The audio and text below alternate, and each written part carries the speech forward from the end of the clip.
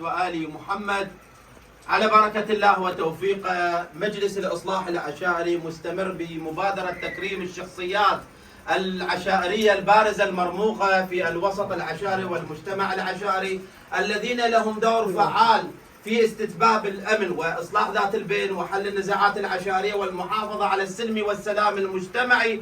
فلذلك ارتئينا اليوم ونتشرف بأن نكرم أحد رموز العشائر المحترمة، الشاعر والإعلامي والشيخ، ومن الشخصيات حقيقة هذا الشخص من الشخصيات الذين لهم باع طويل ودور فعال بالمحافظة على البخت والنشر السلام المجتمعي، وهو جناب الشيخ حيدر عسل الإعلامي المميز.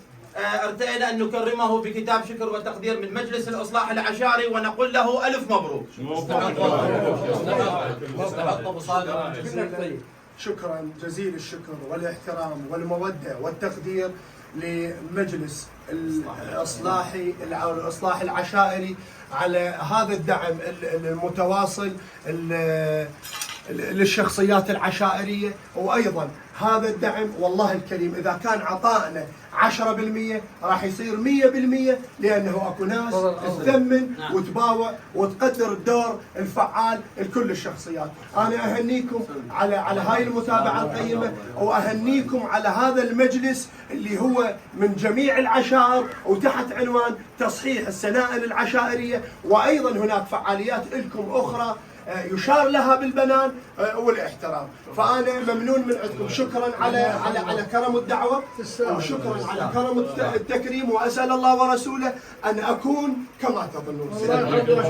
هذه المبادرة لم تقتصر ولم تنتهي بكتاب شكر وتقدير، ولكن سيد نور، ولكن احنا ان شاء الله مستمرين بهذه المبادرة. العلم سيد نور، الله يحفظك. حقيقة اليوم احنا أرواحنا وأنفسنا وأبداننا كلها فداء إلى العراق، فلذلك هذه المبادرات التي يقوم بها جناب الشيخ جنابك المحترم أيضا تصب في مصلحة العراق من أجل استتباب الأمن والأمان ومحافظة على السلم والسلام المجتمعي. فلذلك نرتئي ونتشرف أيضا بأن نكرمك بوشاع العراق ونقول لك ألف مبروك.